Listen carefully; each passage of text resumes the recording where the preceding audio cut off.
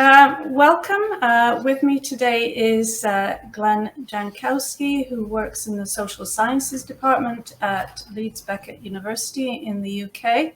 And I want to just talk to him, first of all, about how he got into hair loss research, and then what his subject was for his PhD. Welcome, Glen. Thank you very much. So can you just let us know then how you got into hair loss research? Yeah, of course, and thank you for having me. So my PhD was completed in 2016, and it's in psychology, specifically how men feel about their appearance, or what we call male body image. And I knew from that research, both qualitative and quantitative, as well as research I've conducted since, that appearance pressures are strong for lots of people, including men. And of course, those appearance pressures include the pressure to have a full head of hair. Although that area of research actually is quite minimal. We don't often look at head hair concerns or the psychology of hair loss and its impact.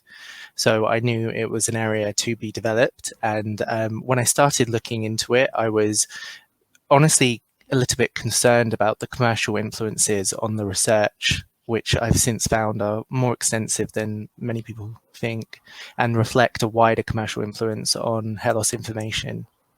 So you think that a lot of the information for patients is quite biased? Yes, it is a bias because commercial interests are obviously designed to increase profits and to sell commercial products and specific services. And whilst those sometimes can be helpful if fully informed consent is made and it's the right decision for individual men, other times they might not be the best decision, but nonetheless, the research and information is skewed to favour those specific commercial products and services. So this is something that I think many members might be aware of already, but I would emphasize that empirical research also shows it, where there are systematic reviews of the hair loss research, for instance, that myself and Hannah Frith have conducted recently, but also research by Dr. Gupta and his colleague in Canada on YouTube pages and Facebook pages about hair loss, some of the most popular ones, and finding commercial biases there. So, Glen, I want to just touch on the psychosocial pressures on individuals these days and people's body image, especially in light of everything that's going on in the internet, and people kind of needing or feeling that they need to conform to sometimes things that are not realistic. And that includes not just, body image, but also hair. So do you want to just discuss that a little bit? Yeah, thank you. It's important to emphasize this, I think, that appearance pressures are really extensive today. And of course, they affect men and women. For men especially, it is about being a very muscular body type and having a low level body fat. So those muscles are visibly prominent, such as having six packs. But of course, it includes all sorts of other aspects of the body, including skin, complexion, and head hair amount. We've seen empirical analyses have looked at action toys, for instance, over the years from the 70s to the 80s to the 90s, seeing each successive edition gains muscularity and even loses body fat. And these are directed at young boys, especially as toys. But we've also seen on major men's magazines and media prominently displayed and conflation of health with six packs and youth and a full head of hair again. And as you've alluded to, now with the image ubiquity and presence of Instagram and other social media platforms, these pressures can be even more strong and hard to escape. Previously, we can regulate TV a little bit, we can regulate magazines, we can choose not to purchase them, etc. It's not as easy with Instagram, and the regulation is quite poor. So all of those pressures add up. They can then become very impactful for the individual, causing innumerous ways of negative impacts, whether from low self-esteem or depression or potentially suicidal ideation, even to what we would classify as or mistake as mundane impacts, but actually are severe, like constantly monitoring your hairline in the mirror, or feeling like you can't go to certain social occasions because they would expose your body.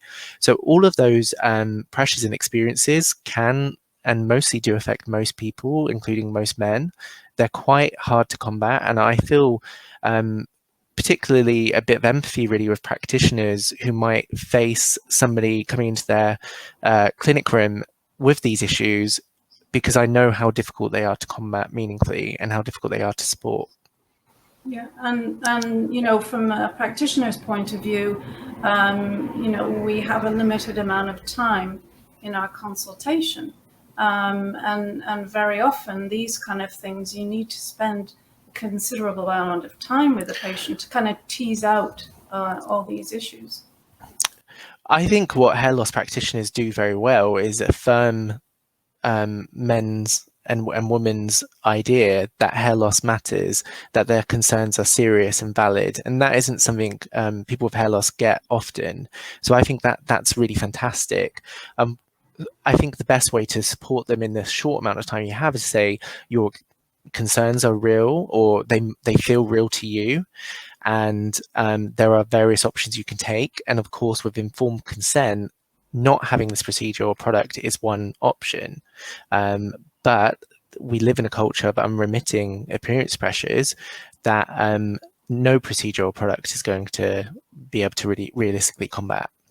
Yeah, and one of the things that we find, and is part of our Fight the Fight campaign of the ISHRS, is that, you know, if patients come in with unrealistic expectations, you know, very young men wanting really low hairlines, for example, that there are clinics that they can go to that will just do it without actually doing that assessment of the patient and whether it's the right thing or not.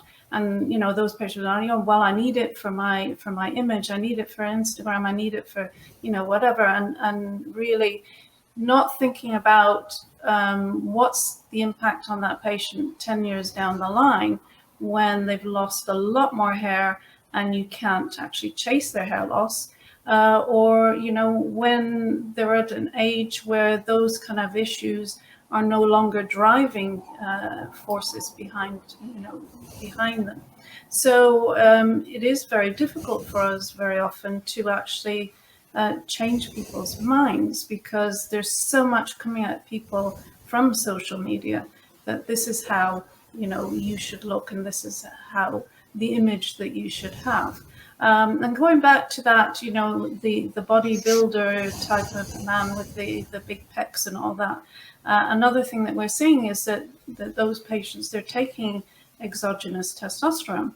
And so that's probably compounding their hair loss. So we've got to take all those things into account as well, and not just say, right, okay, come in and have a transplant. That's not the right thing. They need to come in and have, you know, their medication looked at and what's contributing to their hair loss, and that dealt with instead.